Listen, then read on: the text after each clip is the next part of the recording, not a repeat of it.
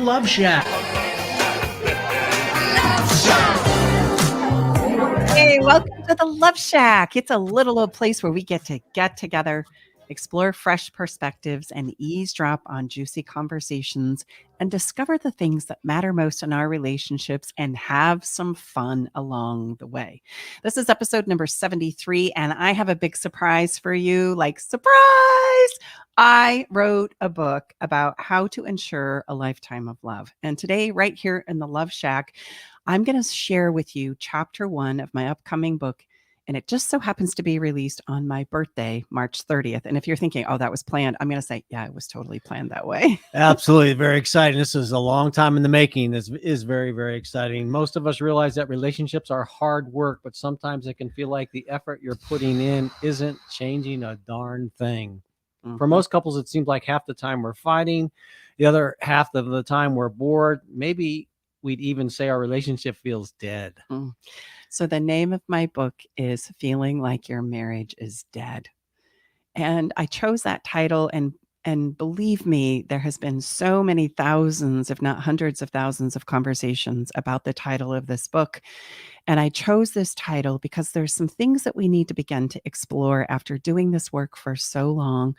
And a lot of it has to do with our beliefs around how relationships are supposed to go and marriage and what it's going to give us. So it's time to change how we think about our relationships. They're not just something that happen to us. There's something that we create. And with the right mindset, you can have a loving relationship that will last and last. But love is not something that we find or we are given. It's something that we learn to do. And it's about learning to love yourself. And for those of you out there who go, oh, I was one of those people, so I get it. Right? Learning to love ourselves. We're going to show you how. We're not going to just leave you hanging. But we do need to learn to love ourselves first, because it involves our ability to give something to our partners. And we've got to step out of this place where the person that I'm loving doesn't love me back because of obligations that get in the way.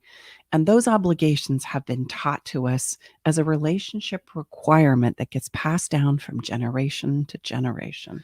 So this sounds all great in theory, but how do we actually go about doing this, Mrs. Bartley? Well, in my new book, I'll outline the exact steps you need to take to create and revive your relationship to ensure a lifetime of love.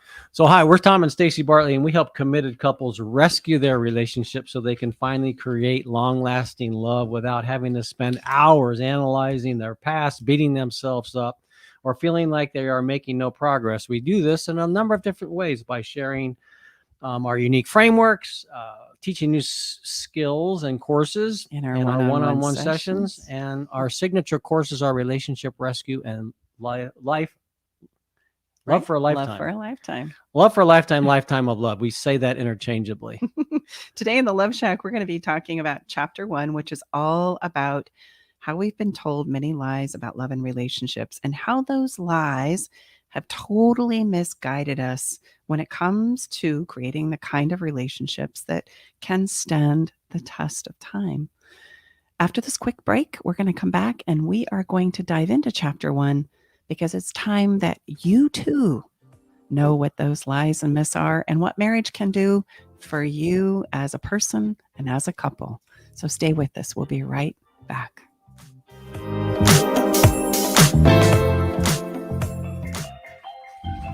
I met Stacy and Tom about 2 years ago. I was at a point in my relationship where I was ready to file for divorce. Not that I wanted to, but I just felt hopeless and helpless. I'd been through other counseling and coaching and didn't find any success. With Stacy and Tom's methods, I was able to eliminate insecurities, set boundaries, plant my flag, eliminate rabbit holing. I was separated from my wife for a year, and I have since moved back home for the last 6 months now. I still refer back to a lot of the teaching that Stacy and Tom provided, and it's helped me. It's well worth it. Learn the simple 3-step system to rescue your struggling relationship by registering for Stacy's brand new free workshop. Reserve your seat by going to stacybartley.com/workshop. Are you ready to venture off the beaten path, expand your mind, raise your consciousness, and open your heart? Allow me to entice you with interviews with amazing souls from around the world. Indulge in history, mystery, science, and spirituality.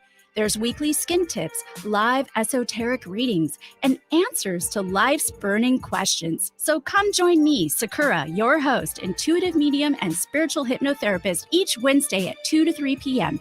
right here on KKNW for Love from the Hip. This is Nathan Mum and Mike Roday from Tech Time with Nathan Mum. Hey, Mike, it's been a couple weeks now and we're on Kixie and on KKNW. What do you think about this great relationship? I think it's fantastic. It is. You know what? I can't believe the excitement that we've gathered with our Tech Time radio show. We're so excited to be broadcasting it out all over everywhere. And of course, you can still always listen to it on KKNW 1150 Saturdays from 4 to 6 p.m. and on Thursdays from 6 to 7 a.m. Don't miss out on the best technology news without having to geek out. I think it's fantastic. Conversation you won't find on the rest of the dial. Alternative Talk 1150. Welcome back. Episode 73, Inside the Love Shack. Great to have you with us. We're Tom and Stacy Bartley. We've got our engineer at the helm, Mr. Eric Ryder. And just a quick reminder, if you're driving or listening and you know what, you're wanting to write some things down, because I'm a huge podcast person, I do this. We want you to realize, or want you to remember, you don't have to worry about anything. We do. Our wonderful daughter, Brooke. Thank you, Brooke. We love and appreciate you. Spends a lot of time putting together very comprehensive notes, as well as we now transcribe every episode that we do. So there's lots of different ways that you can revisit this material, and then we're going to give you a place to sign up and get notified when our book comes live. We're going to do some really, really fun things the week that it's launched. So, we've got you covered. Yeah. So that's the big surprise is I have my book and it's finally ready. This has been like a 5-year journey. It began and I thought we were going to release this book in 2017. And then we decided to not launch it after posting it on Amazon.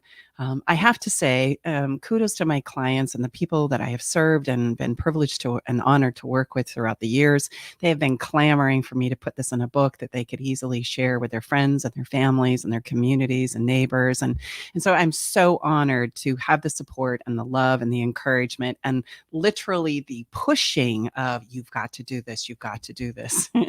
And so I want to tell you a little bit about the book. And today we're in the Love Shack. We're going to dive into chapter 1. But the piece about the book that I want you to know is a little bit different from your traditional relationship book. Is I too, even though that this is the work that I do, sometimes I find that they get a little wah, wah, wah. Like you kind of get into it, it starts talking about the emotional journey. And then somewhere along the line, you just kind of get lost in it, right? And it starts to kind of like feel like this ethereal thing that I can't wrap my head around. And knowing that, I've put a lot of intention into trying to make this as practical and as tangible as possible so that we can really take what it is we need to know about this emotional journey we call love, which, by the way, is going to be the most emotional journey you are ever going to be on. Like, it is the most emotional experience for us human beings that I, up to this point in time, have found is available to us in this lifetime. And so it's sometimes challenging to talk about because it can kind of get lost in the etherical spiritual part. So the book is very much laid out where I get to share my story, primarily my personal story. Also, as we get towards the end of the book, it's how Tom and I came together, and it was the inspiration for the work that we do and the passion that we have to serve the clients and community that we are privileged and honored to contribute to. And to all of you, our listeners here on this podcast, it all stems from this place where we've learned, we've grown, we've served, and now we're so impassioned about serving to you. So the story, first part of every chapter is a story. So if you just want a nice little story about love and life, right, you can read it, just the first parts of the chapter. And then each chapter has a learning to love. And this is where I'm going to start diving into my baseline frameworks that if you were to come into my world, you're going to learn these because they are the foundational principles that you need to understand and know about love and relationships and the skills that are required so that at some point in time with practice, we can gain mastery in these things. And then at the end, there's always what I call an emotional push-up. And an emotional push-up of every chapter is simply this. We take what you've learned and we implement it. And I want you to think about emotional push-ups like you do a physical push-up, because they're very similar. We have a physical body and an emotional body, and we develop our physical and emotional bodies very much the same because of the environment that we live in. So if you were going to develop your physical body, you would know that you had to have a little bit of resistance, like you had to push against something, right? You've got to lift some weights or run some miles, right? And we know it's going to be hard in the beginning and it's going to feel uncomfortable.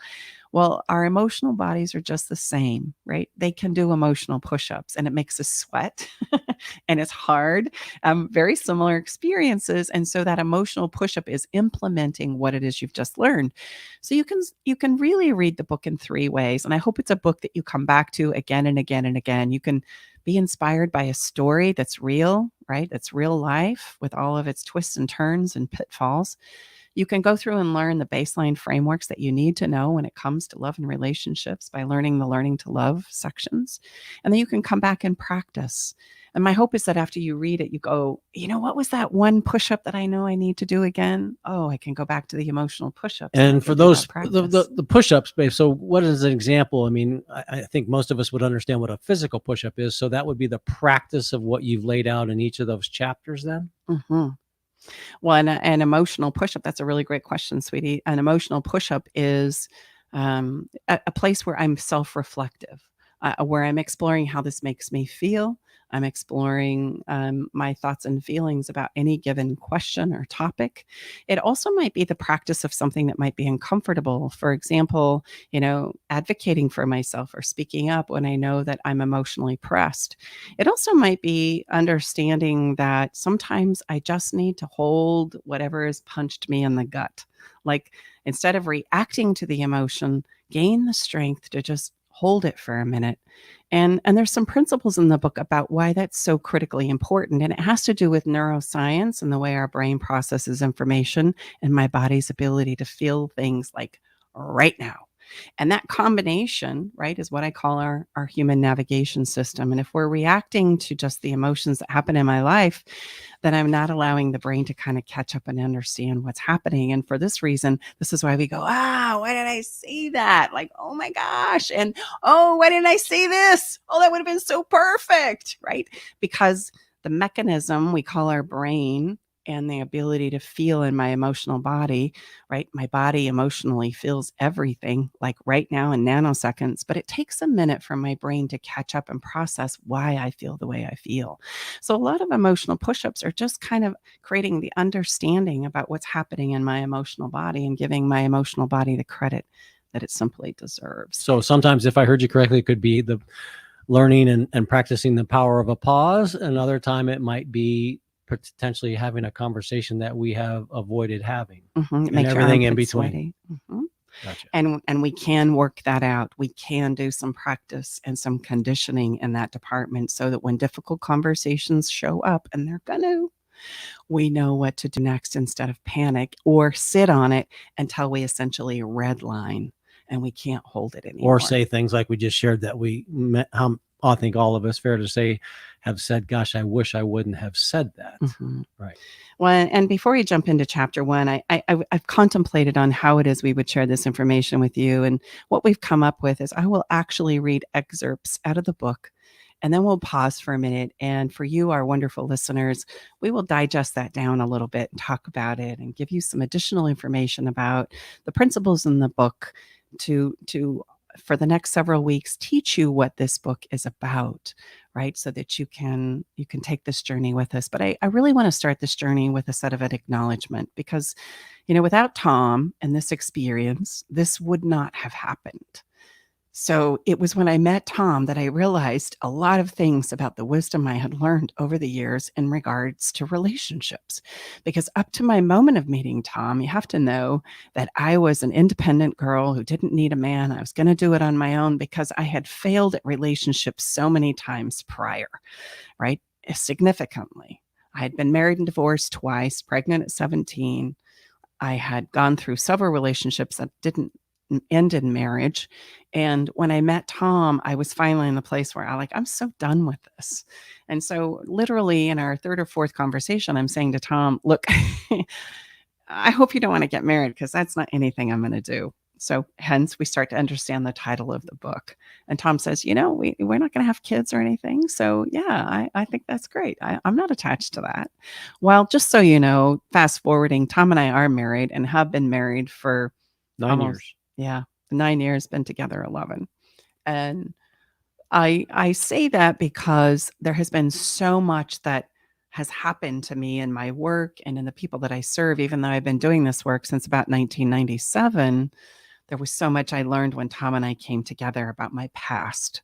And it's extracting these things that I feel are so beneficial and helpful to our clients. So I want to start this by saying cheers and thank you so much, Tom, for coming into my life and for supporting this work and supporting me and helping it come to this place where not only do we serve clients around the world, but we get to launch our very first book. And it will be the first book in a series. And I'm so grateful. I'm so, so grateful. As my grandmother would say, right back at you, babe. Love you very much. Love you too. So we're going to start by Stacy, as she shared. Stacy's going to read and the first excerpt, if you will, out of the book, and then she'll take a pause and we'll unpack that for you. Again, the goal, we're going to do this for all of the episodes in March, is to give you things to take away each week, and then be part of our launch team. We really would appreciate greatly, appreciate you having step alongside of us and help us, spread the word about this new book. That would be awesome. Yeah. So the purpose of this book is to solve the problems that we are facing around dead, unfulfilling, uninspired, committed relationships. It's time, in my opinion, to bring the joy, hope, and delight back into our lives and the people who are in these committed relationships.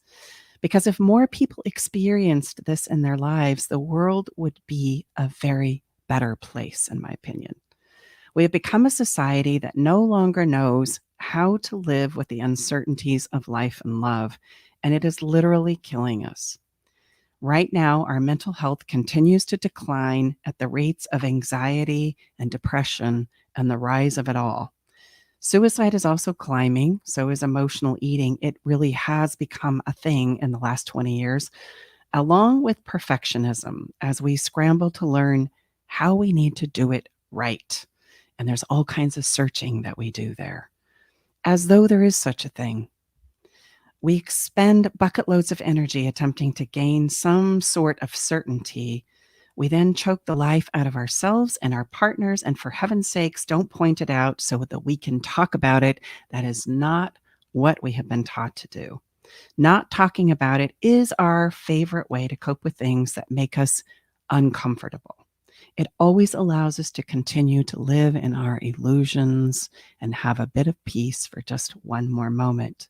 So when it comes to love and getting all in our committed relationships, this uncertainty unravels us faster than the idea of dying. We rush to the altar or pressure our partners to rush into it with us or else, so that we can check the boxes and follow the scripts that we have been handed down from our ancestors. Meanwhile, we breathe in the false sense of security by staying on script. It gives us a quiet to the fears that are kicking up in our hearts that we are not allowed to express. So if you don't believe me, let's just think about what we do when it comes to this conversation of marriage. The first thing we think about doing is we throw a $10,000 to a $30,000 party with our family and friends, witnessing us professing our love and devotion to each other according to whatever prescribed plan our families and clergy have handed down. We do our best to make it real, and yet deep inside of us, and I've talked to many, we know we have absolutely no idea how this is really going to play out. We have butterflies of uncertainty because saying I do does not guarantee certainty in the days ahead. Somewhere inside of us, we feel this truth. We know we have no idea how to navigate the days of love and uncertainty ahead. And when the celebration is over, the consummation of our marriage, if it happens at all, is for most of us at best. More fears from our human messiness begin to flood in as we begin to commingle our belongings and our life in pursuit of our happily ever after. All in all, we stand ill prepared for the success we long for. After all, what skills and understanding have we mastered on how to truly ensure our relationships last? We stand poised at the beginning of our marriages with a marriage certificate, some rings on our fingers, and the hopeful promise of tomorrow. And oh, for heaven's sakes, don't forget the just married sign on the car. And off into the futures we go, yet we wonder why divorce is happening all around us.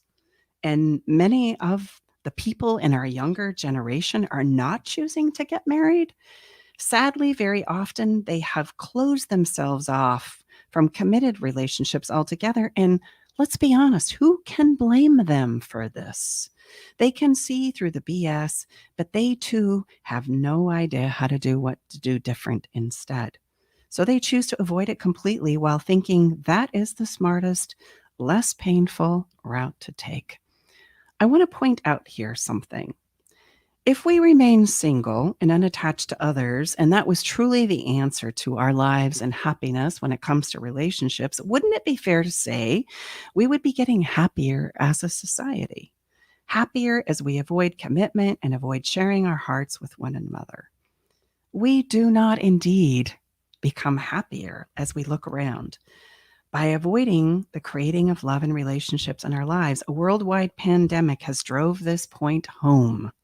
The mental health crisis stemming from both quarantine and self-imposed isolation from others, and the rigors that this has brought into our families, into our lives, has sent our mental health of anxiety, oppression, depression, anxiety, skyrocketed. We are struggling right now to feel connected, and we are seeing epidemic results of doing so.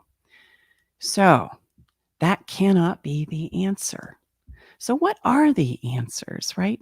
And I bring this to light only to highlight and to showcase the fact that there are some things that we need to start telling the truth about.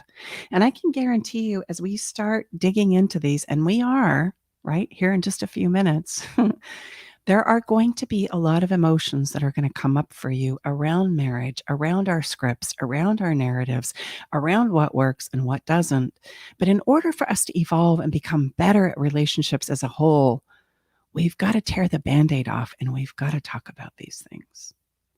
Yeah. So why is it that you think, we've had thousands of conversations around this. This seems to be a fairy tale. And again, we all love a good story. Why is it that literally around the world, whatever that cultural, belief and custom is to come together and celebrate two people coming together and committing to each other, as the story basically goes, they live. How do they live? Happily ever after. And absolutely that's possible, but it's almost as if by going through this process, this ceremony, this one-day celebration, that's a guarantee. Yeah, but is it possible really? So they live happily ever after? I mean, like even that phrase, is that really reality?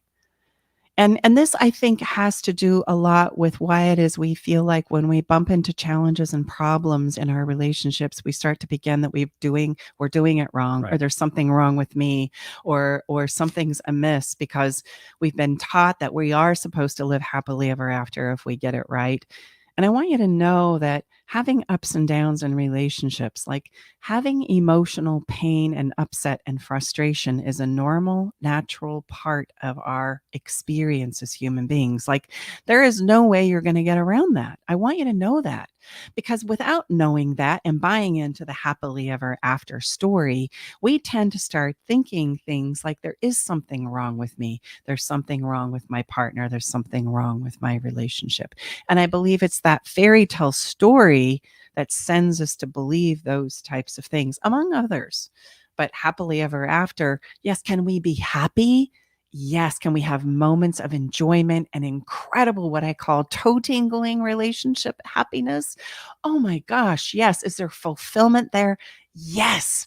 But to expect that that's going to be the experience all of the time, that's the part where the lie begins. Well, and I would say perhaps, and you correct me if I'm wrong, babe, one of the main intents of this book, as I know there are several or more than several, is to help people maybe redefine what happily ever after means. Meaning, just as if I go oftentimes to the athletic journey, An athlete expects and understands he or she must press upon and break that muscle down to become stronger, right? So these places where we are not living happily ever after in that moment are all designed to help us become stronger and become better lovers. I also want to point out with this wonderful analogy, which I think is beautiful, an athlete also that knows that they want to become an athlete, if they show up at a competition after doing everything that they felt like they needed to do, and they compete and it doesn't necessarily go the way they had hoped, let's say they wanted to take, one of 3 places. I have lots of athletes in my family, so I want to at least place in the top 3, right? And let's say you place number 5. What's unfortunate about love is that we think that if we don't place in the first spot, that it's all for naught. And an athlete, let's places 5th, isn't going to just throw their arms up in the air. They're going to say, okay, what worked and what didn't? And then I'm going to retool and I'm going to switch it up a little bit and I'm going to come back and I'm going to compete for the top 3. It's always the top 3 to get into. But even when it doesn't go that way, there's many people who are celebrating being in the top 10. Right. Because that for them is their personal best. That's a huge statement in the world of athleticism. My personal best. And they're taught to own that and explore that and celebrate that. My personal best might be placing in the top 20. My personal best might be placing in the top, 30. And yet when it comes to the experiences of love, it's like if I'm not in number 1 position, then I guess I just throw my arms in the air and I give up. And that is so not true. Again, that's a myth. That's a lie.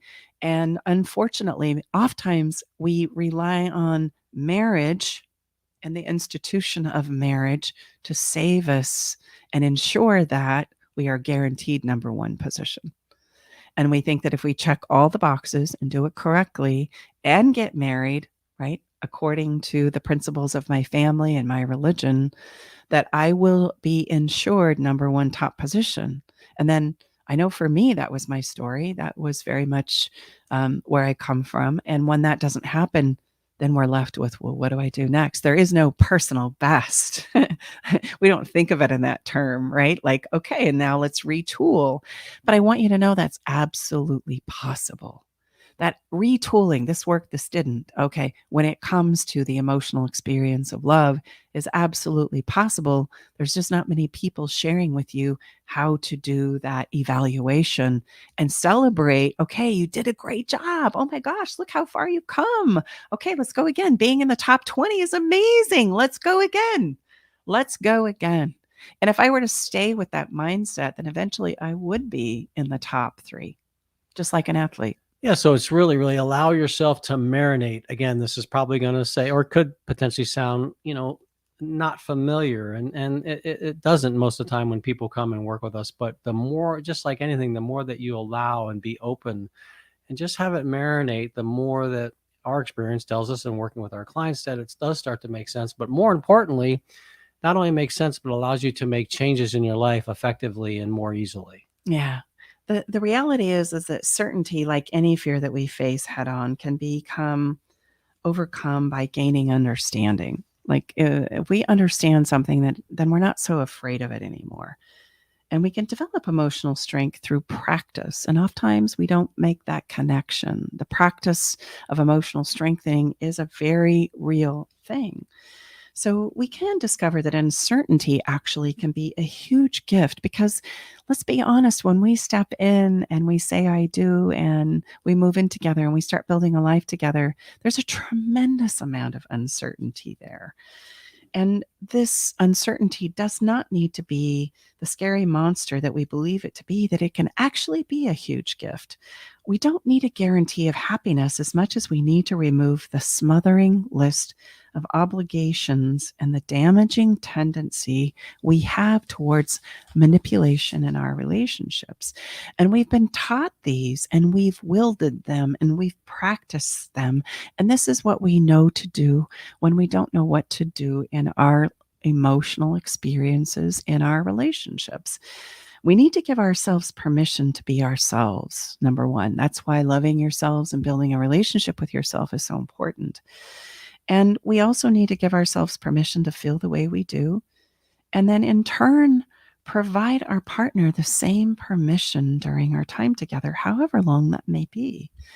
And that seems like a really difficult proposition. And right now, if I had to guess, your head is probably spinning.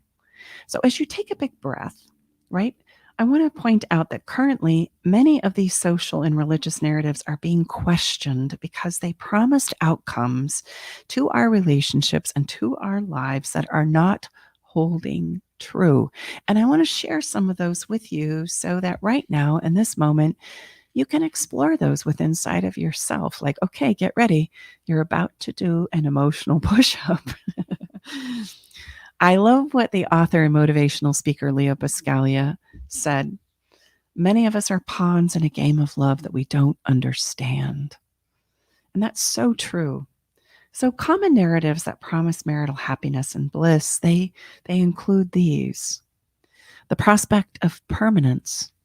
Like, think about it. If we're married, oh, we're good. That's a done deal. That's, what comes to your mind when you think about that? Yeah, forever. Forever. Forever. Yeah. We also believe that marriage is better for the kids.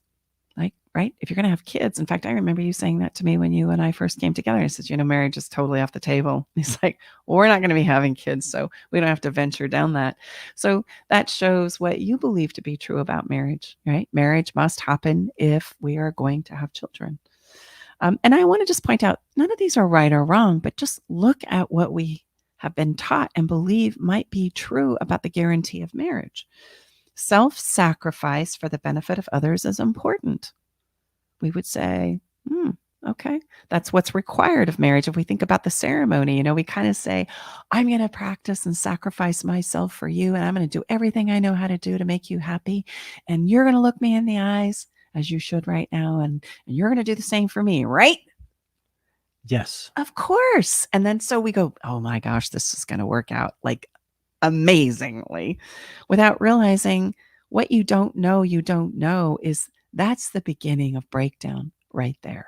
Like, there is no sacrifice of self that we can give of ourselves that's going to make our partners happy. Like, that in and of itself is a lie. We need to be good providers, and we can only do it if we're married. Maybe it's important to abstain from sex before marriage. Ooh, that's a big one. Like, if everything else falls away, for gosh sakes, make sure you adhere to this one. That was certainly the paradigm that I came from. Okay. What is it going to give you? What does it give the relationship? Have we ever been brave enough to ask that question? If I abstain from sex until I am married, what is that going to give my relationship? What does it give your relationship? For those of you who made that a principle, right? What did it give your relationship? What do you believe it gave your relationship? And I firmly believe there are pros and cons to that. But do we ever just really explore the question? How about this one? Problems mean we're doing it wrong, so don't disclose them. If I feel like there's something that's happening in our relationship and I don't know how to handle it, don't be the problem. And for heck's sakes, it's just going to pass. So don't disclose them so that we could potentially do something different. Someone makes the money is the common narrative. And if I'm the one making the money, and it doesn't even need to be gender specific, I see this in gay relationships as well. If somebody's making the money, then the expectation of the person that's making the money is you're going to do everything else, right? Even if both of us are working and I make the majority of the money, I think you should be doing everything else. Let's be honest. Like, just an opportunity to explore. And for heaven's sakes, if you're happy, don't say so. No, if you're and if you're unhappy, don't say so. Mm-hmm. And both sides of that, just think about the dichotomy of that. If I'm happy, I can't say so. Good job. We're just doing it right. And I'm not telling you you're doing a good job and letting you know what works. I'm just saying, okay, this is good. This is to myself. I don't ever tell you, right? So you would have no idea what's working and why it's working and why I'm happy and everything's okay. But heaven's sakes, yes, if I'm unhappy, don't go disclosing that, because we don't want to talk about that either. And this one I love. I was born and raised and steeped in this one. Families need a leader, a person who makes all of the decisions. Is that really true? Right? Is that what a love, partnership, relationship, committed relationship, couple relationship is? There has to be somebody who has the ultimate say and the ultimate decision maker in the situation. I can tell you right now that if you believe that, you're going to have a lot of fights, and you probably already do. So unfortunately, those are not good promises. Like those promises of marriage, I mean, they don't carry out on creating the happiness and bliss that we are hoping to experience in our relationships. Unfortunately, what we find and what I find and what I experienced personally is, as we open up to discussing the realities that marriage gives us, the results that are identified for marital bliss are instead common experiences of these, right? And I want you to share some of them too. Sure. Feeling stuck. Mm-hmm. How many of us have felt stuck? I sure have. I'm stuck. Here I am married. I got 3 kids and a mortgage, and I'm unhappy, and I can't say anything about it. And I'm supposed to be the leader, but I'm not even quite sure how to do that. Next one might to consider stagnation. Again, we know from an energetic, the way our universe is designed, there is no place of neutrality. I mean, the universe is the most dynamic soup amongst we're all swimming in. So there is no stagnation. As much as we like to kind of just hang out, it doesn't happen. But we feel stagnation. We feel like we kind of get into a routine and a pattern, and we go through the motions of life. We check the boxes, I'm going to fix dinner. I'm going to go to work. You pick up the kids, remember to take the trash out on Wednesday. And things become very box checking. And that emotional experience that we felt in the beginning, which brought us together to build this life together, has become very stagnated. And next one is overwhelming obligations. There's an overwhelm of obligations, which you need to know obligation really cripples us. When we feel like we're obligated to do something and there's no space or permission to choose in, oh my gosh, it's crippling to us as human beings. And then, of course, if we don't want to play in that world of obligation, then there's a tremendous amount of judgment and criticism that follows. You're going to be the person that's blamed and shamed for not adhering to the script or the program or checking the boxes. In full disclosure, I was that person. I choked the life out of my second marriage because I had to do it right. I had to do it perfect. And I was not going to have anybody messing with that program. And so the clamps went down, the obligation went up, the have-tos and shoulds were off the chart. And guess what happened? My husband went missing for good reason, for absolutely good reason. He could not sustain a sense of well-being in the pool of obligation. And then feelings of discomfort with personal expression that could be verbally and sexually. They go away.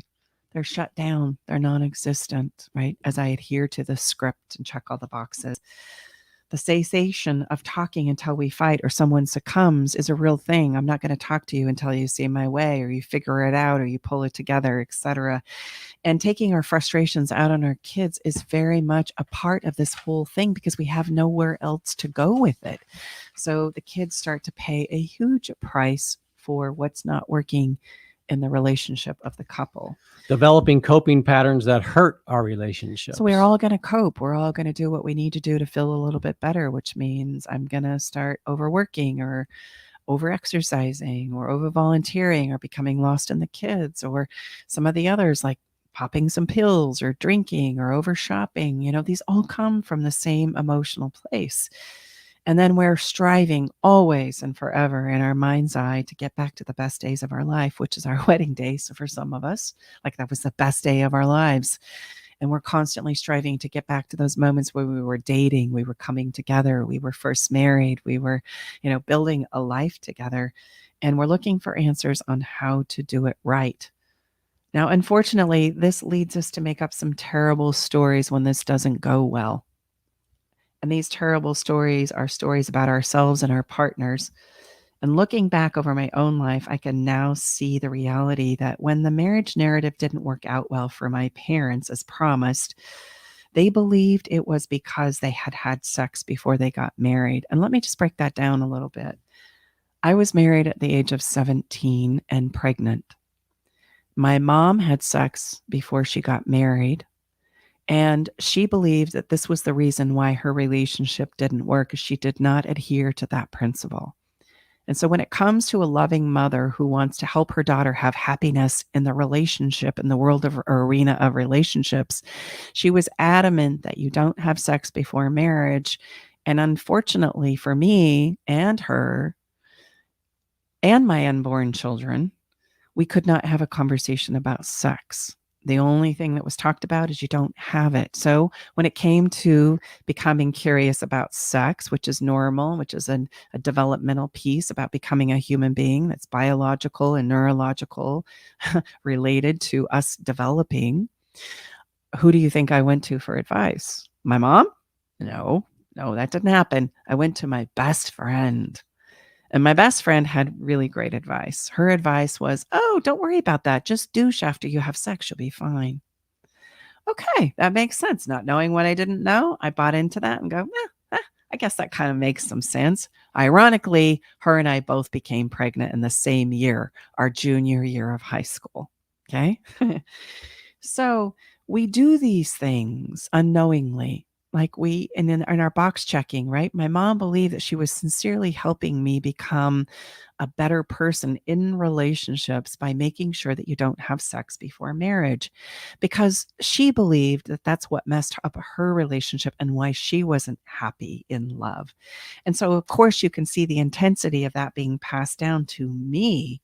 And as I keep looking back, the crazy part is that nobody is successful with this narrative. Like, very few people are successful with all the beliefs and points of view that need to happen in order to create this magical thing called a marriage that lasts forever. It's like the Santa Claus story. And at some point, we need to realize it's an ideal. It's not a place that we arrive at or stay. Because even if we experience it, the evolution and the journey of life is going to be such that there will be ebbs and flows. So I just need to say this. Let me be clear. I'm not suggesting that marital happiness is not possible, but rather that highlighting the institution of marriage does not ensure happiness. And in fact, we now know it often suffocates it. So the truth is, love is temporary. And we never own it or anyone, and for that matter. And we come into this world alone, and we will transcend it alone as well. And we have been told many lies around love and relationships that we need to start telling the truth about. You said you wanted to say something?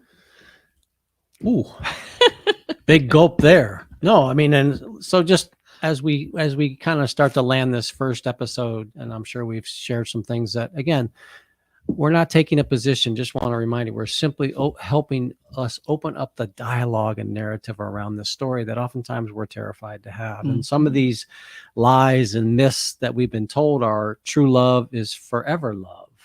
Yeah, that's not true.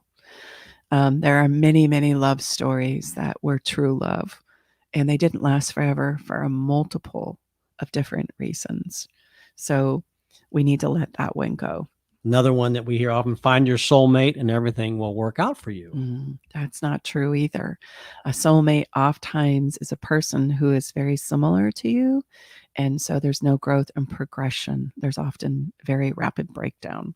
And then the last one is the one for you just knows how to love you. That one is my favorite right there, babe, because the truth is we don't know what we don't know. And I may love the pants off of you, but I may not know what you need truly. And we say in Teaching Our Body of Work, it's up to us to teach our partner how to love us. And I know that may sound like, what? You guys have really lost it. I'm not sure if you're whatever you're drinking on that toast, but no, for real. It's up to us. How many times from the male side of the perspective, not to be chauvinistic, but I can't read her mind or I can't read his mind. I mean, we're not mind readers. So if we can specifically tell and teach our partners how to love us, then that's going to probably give us a much better chance to have a lifetime of love. I also want to point out where that places the responsibility. Like if I'm waiting for my person who I hope loves me, if I'm waiting for them to know how to love me and I make it up that love is they know how to love me, that's going to be a disaster because they're not going to know how to love you until you disclose that. They're going to love you in a way that they want to be loved, right? Instead, because that's all they know. And so it's putting the responsibility of you being able to take the responsibility on of discovering what it is that makes you feel loved and what it is you need in a romantic relationship, and not blaming the other person for their inability to love you. Have you disclosed it? Have you asked for it? Have you spent any time like exploring it for yourself? Can you articulate what it is you need and want? Can you teach them how to do it? That is going to be what's required for you to become a good lover and to teach your lover to do the same. And you can see in just what I said that if they're not open to learning that, that's going to be a problem. And if I don't know what it is, that's going to be a problem. And these are oftentimes the things that break down the most incredible two people that love each other deeply. They just cannot figure out how to get their needs met. Well, again, so when we say you have to understand and love yourself, really what that means in practical terms is we have to be able to put our feelings and emotions into a language that we first understand, and then be able to articulate that. And think about it. When the heck has anyone ever shared that with you? And more importantly, when have you ever spent some time and dove into that and practice it? It's a ever evolving dynamic thing that's going to constantly change for the rest of our lives. Hence why this needs to be practiced and focused upon, because who I was when Stacey and I came together 11 years ago is much different than who I am today. Yeah. So that script is always changing in myself, and Stacey's script is always changing within herself. So we each have to become constantly and committed to become better and better, and always be sharing and open to what's going on inside of ourselves and articulate that to each other. I'll leave you with this thought. We become better at love and relationships, just like we do anything else in our lives, by doing it over and over and over and over again. We become masterful at the things that we continue to do in our lives. And that is so true when it comes to our relationships. We just don't think about it like that. So I know we've given you a lot to think about right now. We're going to take a quick break. And when we come back, we're going to have a little bit of fun, because we need to have a little bit of fun along on this journey as well. It's going to be time for our giveaway. And listen, if you have questions or comments about anything that we've shared with you here today regarding this chapter 1, we would love to hear from you. And you can also go to, you know this better than I do. Yeah, StaceyBartley.com. Right there, you'll see to leave us a message, and we have an awesome piece of technology, and it's really easy. You can leave us a message, you know, and just say, hey, well, I think you guys are off your rocker, or I need more clarity on this. Or I love what you said about. And at the end of the episode, we're going to tell you where to go to just get on a list. Well, why don't you just tell them now? Well, yeah, you can go to lifetimeoflove.me, lifetimeoflove.me, and then you'll get on our list, and then we'll keep you abreast and remind you when we go launch live on day 1, which is Stacey's birthday, which is March 30th. And that would be to get on our book list. So get on our book list, and you can get all kinds of bonuses and resources that nobody else will have access to by getting on this list. So you can go there again. It's what, honey? Lifetimeoflove.me. So we're going to take a quick break, and we're going to come on back with a giveaway. Let this settle in. It's going to be okay. I'll be right back.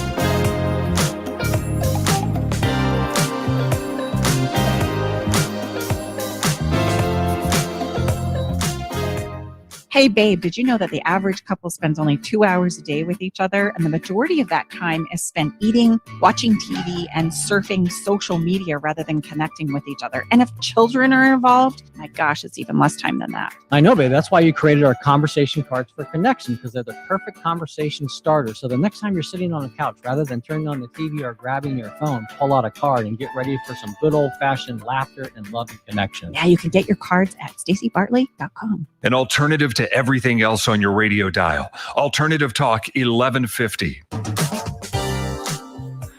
Hey, welcome back. And guess what? It is the first week of the month. And so every first week of the month, we do a giveaway. And we're going to give away some of our conversation cards because it's been such a requested item. People who've won them have loved them. And so we thought, okay, well, we'll give away. If you're watching right now, Stacey's holding up a box of our conversation cards. If you're listening, you can see what they look like. You can go to our website, but they're really cool. They're literally a box. All you need to do is put your electronic device down, pull out a card, answer the question and look at your partner and then give that same privilege to your partner as well. It's And this is pretty where basic and really powerful. Sorry, honey, I didn't That's mean to talk over you, but I was just going to say this is where we get to include our incredible engineer behind the scenes, because we just want you to know it's random. We don't stockpile these giveaways. And so he's going to pick a number between 1 and 100.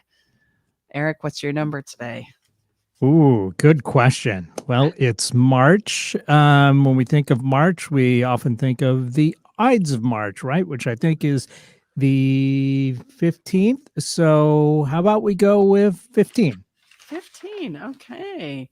For those of you who are on the list, I just want you to know Eric typically errs on the side of less than more, which gives you a real clue in regards to if you get on the list, you're likely to get picked. Smaller number versus a higher number. Okay, who's number 15? 1, 2, 3, 4.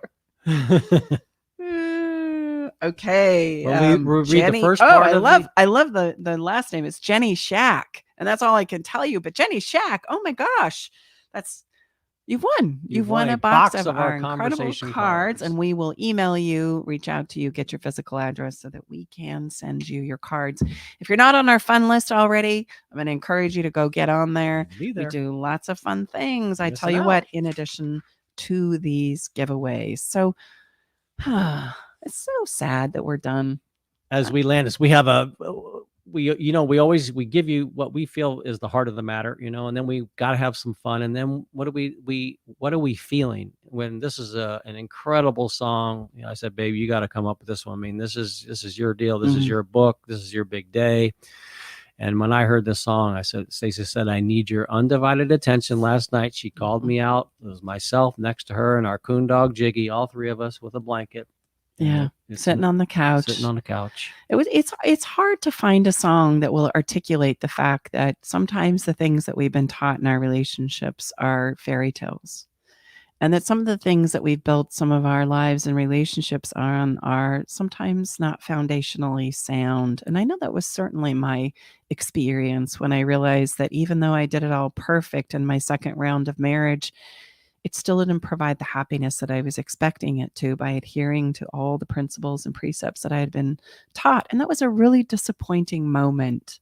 And that was a moment where I said, okay, I've got to start searching and looking for more, because this isn't it either, right? I felt like I'd screwed it up in the beginning. And so that drove me to go, okay, we're going to get this perfect and do it right next time, only to find myself kind of at a different place, but at the same feeling of, oh my gosh, it didn't work either. Now what? And I had no idea, right, what that was going to look like. And a lot of the things that I was taught and the precepts and teachings I thought marriage and doing it right was going to give me were lies and illusions that were continually to be propagated.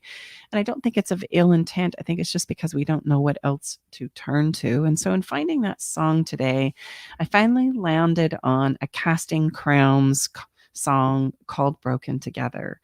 Now, the song is perfect in my opinion, and it's such a beautiful song. I so encourage you to listen to this song. And a really powerful video as well.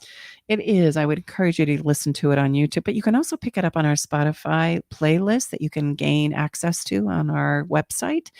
We gave a song to every single episode because we want you to feel the essence of what it is we're talking about as well. And the words of this song really kind of say it all. And the song opens by saying, what do you think about when you look at me? No, we are not the fairy tale or dreams to be. You wore the veil. We walked the aisle. You took my hand. We dove into mystery. It's going to take much more than a promise this time. And that's usually where we find ourselves in our relationships and in our marriages primarily is, gosh, we feel like we've done it all so well. I mean, like, I really believe 100% of the time we are all bringing the very best to the table that we know how to deliver and serve up. And in this, I hope that you find some comfort in this song, because the song ends in saying, maybe if we just be broken, maybe if we just find the way to share what it is we need to share about what's working and what is working in our relationship, we can find a way through. And that is so true. That is so true. That is the journey that lies ahead. There are no guarantees when it comes to love and relationships. That's just the reality of it. And we need to start telling the truth about that so that we can grapple with it, first of all. And then we can learn some things that will take us to a better place. Yeah, I would say absolutely. I mean, remember the subtitle is a lifetime of love. So we are passionate. This is what we do, ladies and gentlemen, is because we are designed and wired to be closely connected, with a special someone or special someones. Again, relationships are the most where all the regret comes at the end of our life, the things we didn't say, the time we didn't take. So let's understand what's required so we can truly experience it in whatever way works for you. Again, check out this week's song along with all of our other songs. And go to that link, lifetimeoflove.me, and get on our list, and we're going to keep you poised. And all of our episodes this month are going to be all around Stacy's new book. And again, give them the URL. Lifetimeoflove.me. Thank you so much. Thanks to our awesome engineer, Eric Ryder, and we'll see you same time, same place next week. And thank you to you, our listeners, who makes this possible. And thank you so much for helping us grow and spread the word. We so appreciate you. We'll see you next week. Bye-bye.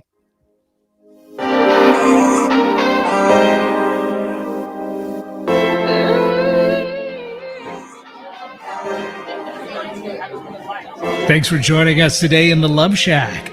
We hope you came away with something that made your toes tingle. To learn more about everything you heard on today's show, go to stacybartley.com/podcast. Love the show? Help us spread the love by sharing the show with others. Okay, everybody, time to go. We got to close the doors to the Love Shack for this week. You don't have to go home, but you can't stay here. Come back next week, though, and join us for another edition of Love Shack Live with Tom and Stacy Bartley. The views expressed on this program are those of the host, guest,